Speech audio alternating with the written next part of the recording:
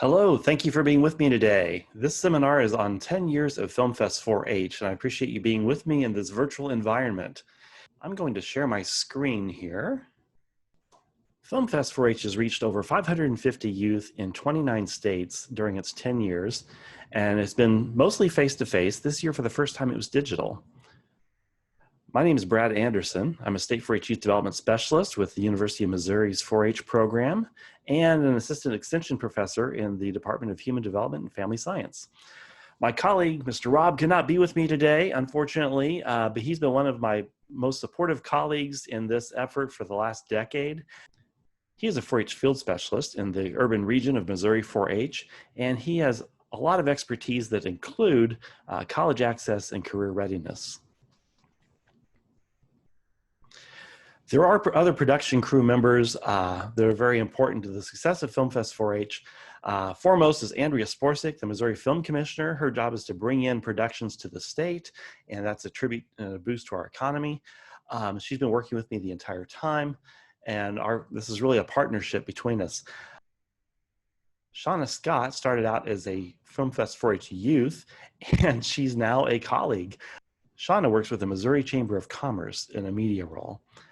Samantha Brandeberry is a new colleague who joined us this year, and I don't know what we ever did without her. She handled registration, the online environment, getting all the structures set up, and helped run the event as well. Just to give you a brief overview, we've already done the introduction. We're going to talk about the film process of submitting and getting evaluated and screened. I'm going to show you some examples of youth-produced films, and we're going to talk about the impact of this program. We're also going to talk about positive youth development in online delivery mode and how it worked with this program. And most of our time will be reserved for discussion. So let's get started. For young filmmakers, the FilmFest 4-H process begins as they register for FilmFest and submit their films. Now, it's really important to know youth do not have to submit films to be able to come to FilmFest. They don't even have to be a 4-H member. All youth are welcome. All youth are encouraged to be a part of this.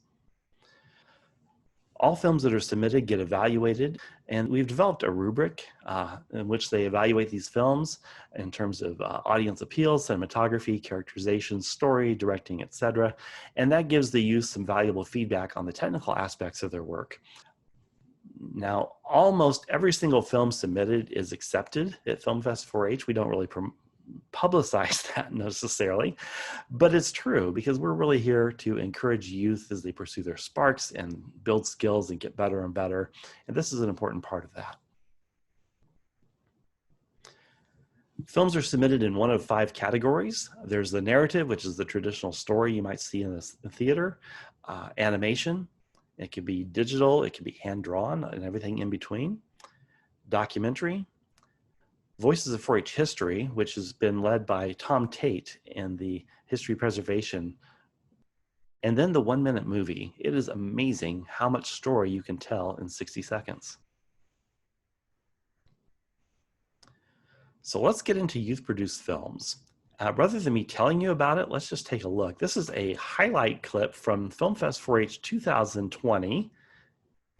And I am excited to play this for you. It's about 2 minutes and 26 seconds long. We had over 40 films that you guys submitted this year. How awesome is that? We've brought in film industry professionals who do this stuff for a living, and they've included like series editors, movie producers, actors, stuntmen, animal wranglers, sometimes the animals themselves. Here we are 10 years later. This is the 10th FilmFest 4-H. I needed to remember to be the best version of myself to get through this. How have you been following me? I'm the poltergeist. If you're a documentary filmmaker, you have to kind of be a really good researcher, a really good editor, and know your legal stuff pretty well. And so it kind of incorporates that archival footage into their world. And in the room, it's just a bunch of whiteboards, and it's just people sitting around trying to come up with stories. As a school, we want to give them the tools that they need to meet those challenges in the new world. They acted like it was a huge monster. Wait a minute, you're definitely not Coulson. No, but you are in my way. I get a call from the casting director saying, we need you to come back. And literally it was one of those moments where I had to decide, okay, do I go on this fun thing that I had planned or do I do my career? And I had to call the guy and say, sorry, I guess you're going to have to go to the office by yourself because I have this opportunity. I tried everything on, like trying on a shirt until it fits, you know?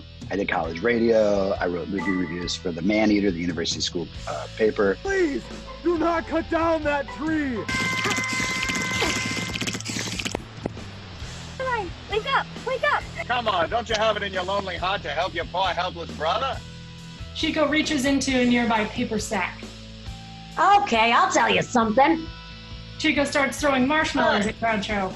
I attended FilmFest for several years, starting back in 2015, and the first session I actually went to was the alumni session for the 5th anniversary. So it's really special to be back here as an alum for the 10th anniversary.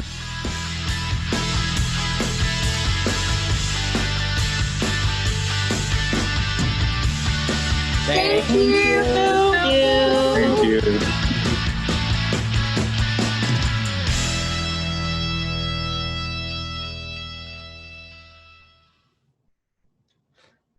Shauna Scott put that reel together, and I think she did an amazing job of getting over 40 films condensed into one 2.5 minute session. So let's talk impacts. And one of the things we talk about with impacts are impact statements. And rather than me telling you about it, I would rather just have you hear from the alumni themselves. I love the workshops. I love learning things. It's a nice environment. Everyone's so nice and friendly. I think everyone's all open arms and they're just ready to hug you. It's like family, yeah. FilmFest 4-H has been the most impressive and valuable 4-H experience that I have encountered in 22 years being a 4-H advisor and 10 years being a 4-H'er myself.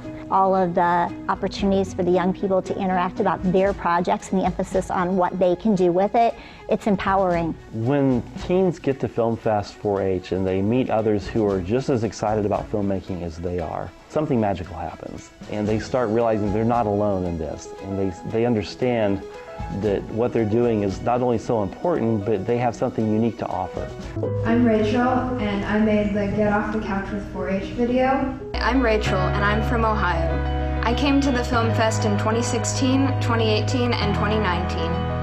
And I'm going into my sophomore year as a music education major.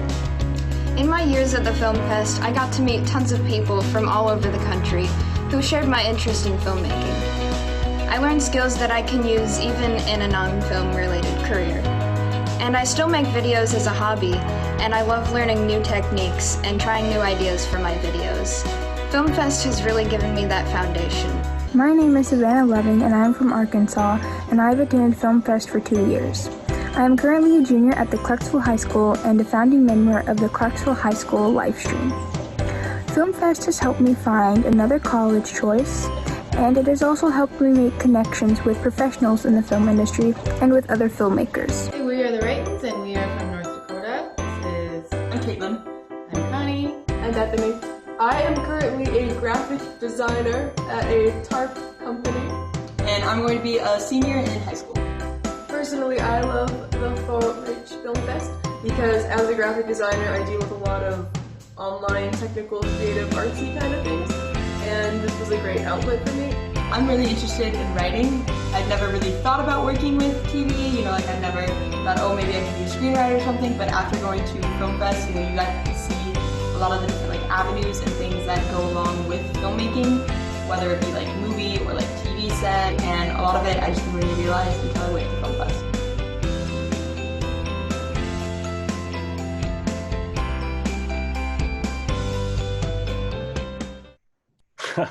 I love Caitlin's wave goodbye at the end of that video. That's maybe my favorite part of the whole thing. Okay, let's talk impacts and let's talk data, because we know the data is what really tells our story sometimes. For the 2010 FilmFest 4-H, I did a retrospective pre-post test, asking at the end, now that they've learned what they've learned, what do they know and what did they know before they came in? So with the Actors Workshop with Lynera Washington, an actress you've seen on NCIS and several other places, one of the items was, I know about ways I can pursue a career as an actor. I know what it's like to live the life of a professional actor, and I know about different settings that actors might work in. Their options were not really, a little, or a lot. And then looking at medians, because this is non-parametric data, but the 5-point Likert type scale, you can see that before they knew a little bit in blue, but afterwards they felt like they knew a lot more. Archival footage workshop. This was a little bit unfair because nobody knew what archival footage was going in. The items were, I know how to find historical footage I can legally use. I know how to find collections for my research, and I understand how documentaries are made. Again, pretty good jump in knowledge before and after that workshop. In the producers workshop, this is a little bit higher starting point. We asked them how they knew they might get into a career as a producer. I can help others understand how films are made. I think I could produce a film about something I care greatly about. They had a pretty good set of knowledge coming in, but they all learned something along the way. In the Horizon workshop taught by FilmFest alum Emmy Beck Aiden out of Ohio, said, I have ideas for ways I can pursue my creative interests in high school or college.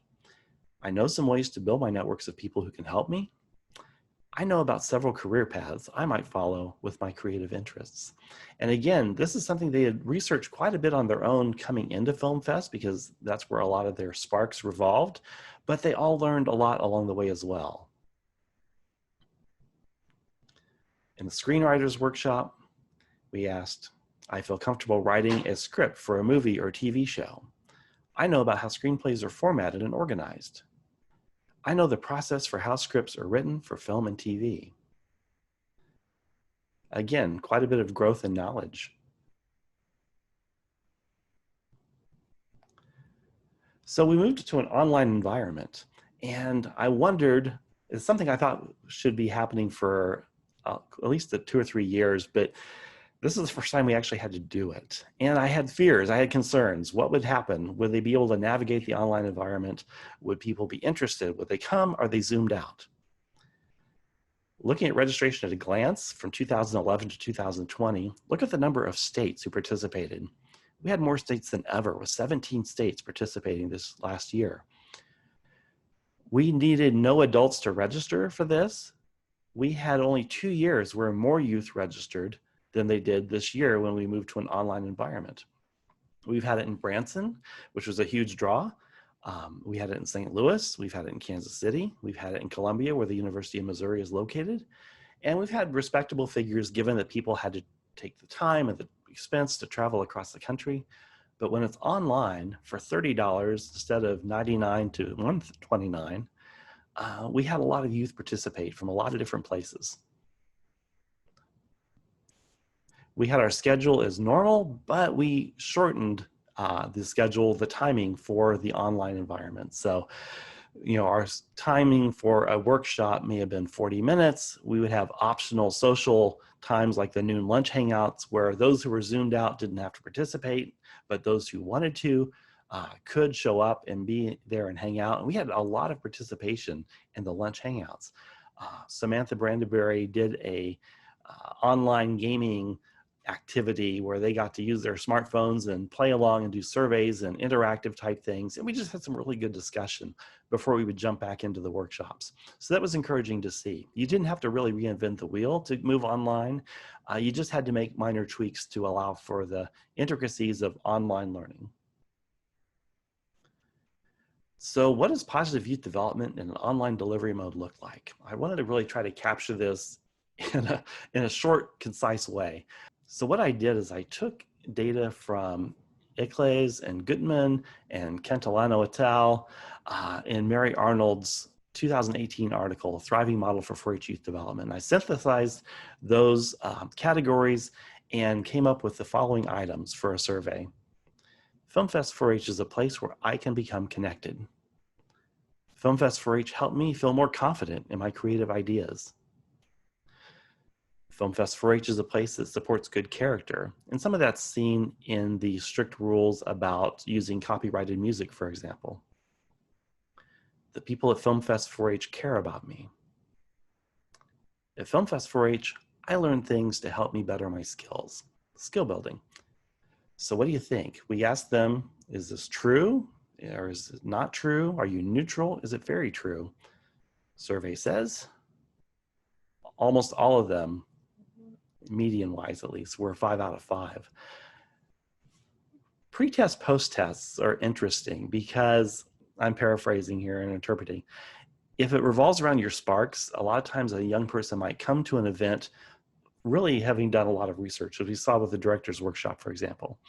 And they're excited about what they know. And sometimes we don't know what we don't know when we're really excited about something. So with the traditional pre-test, post-test, sometimes you get inflated pre-test numbers.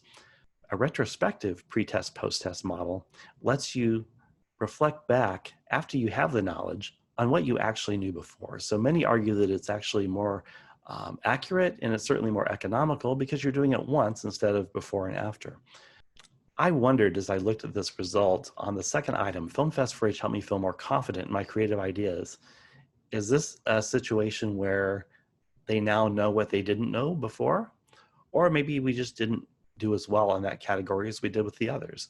But I thought it was a really interesting bit of data there. So discussion. This is the most important part of this seminar, and we're not able to be here in person. So we're going to interact through the chat box, and I'm going to set the timer for 3 minutes for each of my 5 questions. And I'm hoping that we will have a good chat around these questions. And please feel free to chime in with new ideas and new information that you want to talk about as well. First question: what has been your experience as a professional with filmmaking or digital storytelling?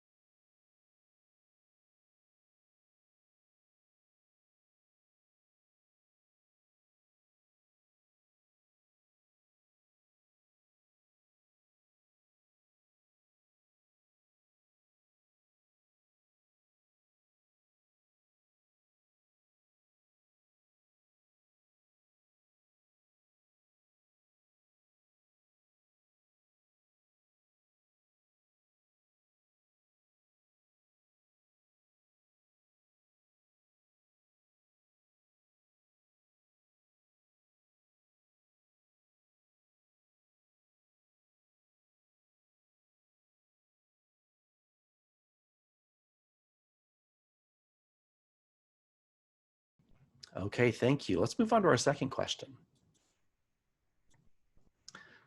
What does 4-H offer to youth whose sparks involve storytelling or filmmaking? if that's their greatest interest, if that's something that they're passionate about, that drives them, that gets them out of bed in the morning, motivates them, what do we in 4-H offer to those youth? Again, we'll take 3 minutes.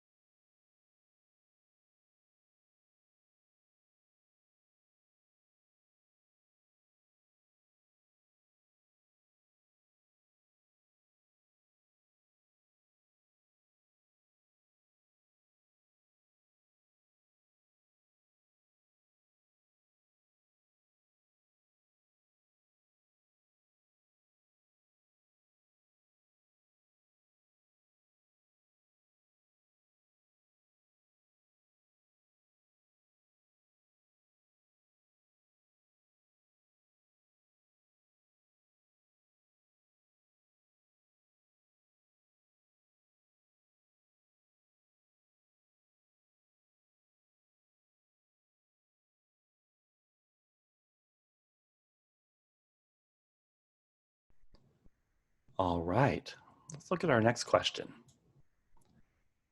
How are youth using smartphones and other technology to express their creative ideas?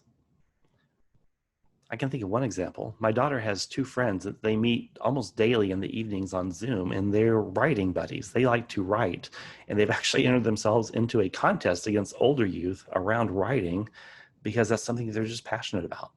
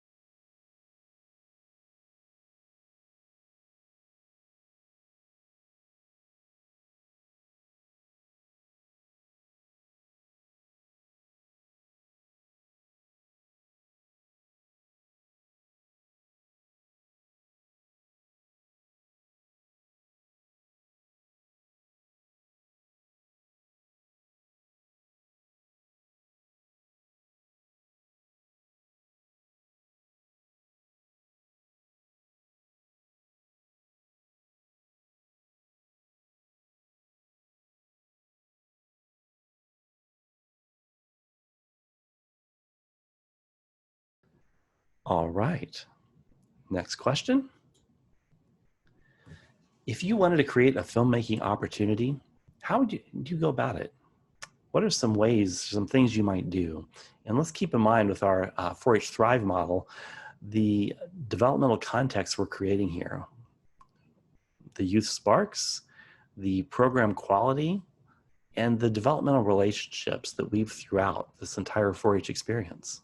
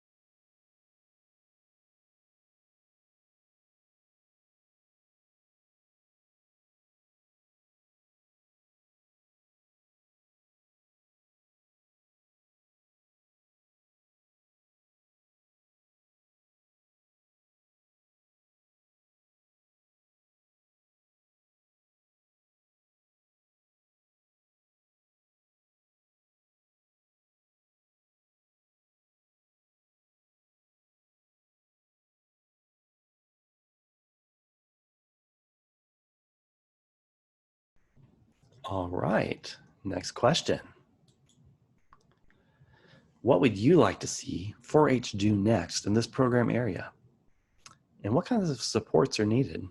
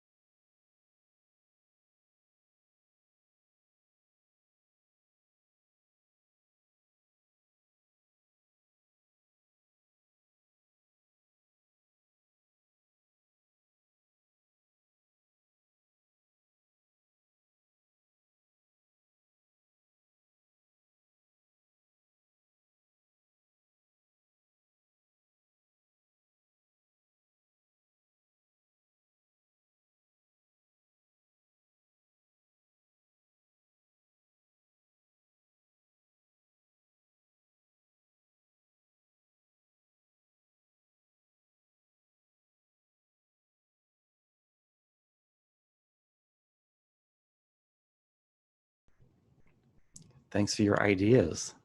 Finally,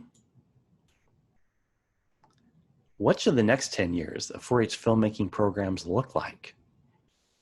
And would you like to be involved?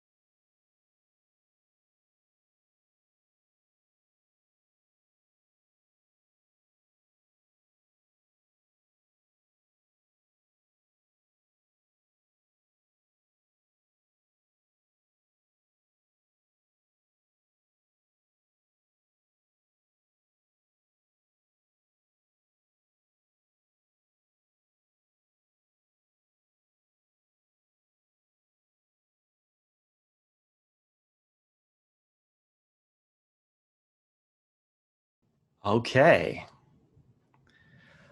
Are there any other final thoughts or ideas that you have that you'd like to share that we haven't covered yet? And if you do have them, please put them in the chat box. I would love to be able to follow up with you. My email address is andersonb@missouri.edu. andersonb, as in Brad, @missouri.edu.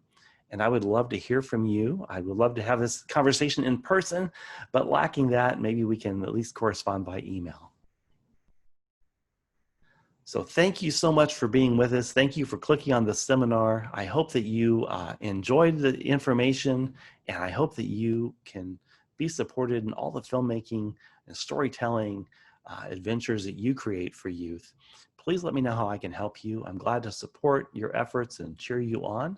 So thank you for everything you're doing. I'll look forward to meeting you in person one of these days, and have a great conference ahead.